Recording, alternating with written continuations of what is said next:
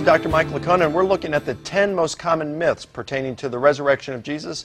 Today we're taking a look at myth number 10, and that has to do with the lost Gospels. Those lost Gospels like the Gospel of Thomas, the Gospel of Peter, the Gospel of Philip, the Gospel of Mary. Don't these talk about the resurrection in a different way?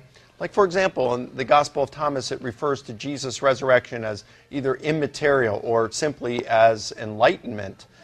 So what do we deal with this? Why would we accept the New Testament literature while rejecting resurrection of Jesus and resurrection as it's presented in the Gospel of Thomas and some of these others?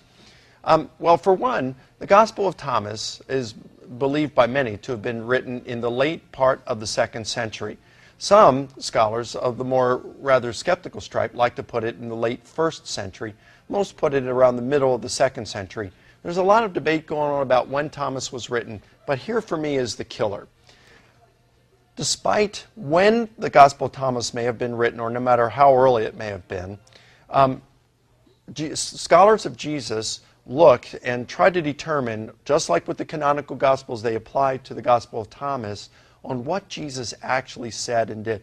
What can we prove, historically speaking, about the sayings and deeds of Jesus?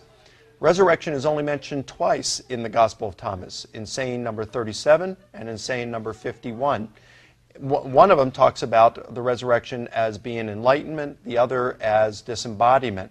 But what's really interesting is that not even the radical fellows of the Jesus Seminar regard either of these sayings of Jesus as authentic sayings from Jesus, that they're later inventions put in there.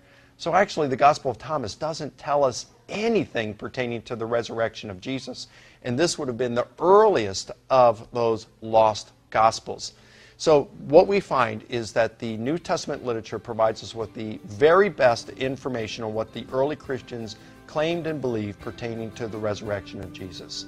It's been nice being with you for these 10 sessions. If you'd like to get a lot more in depth with learning about the resurrection of Jesus, go ahead and order the Case for the Resurrection of Jesus DVD by clicking on the link at the bottom of this screen. I hope you enjoy it. It's been great being with you these last 10 days.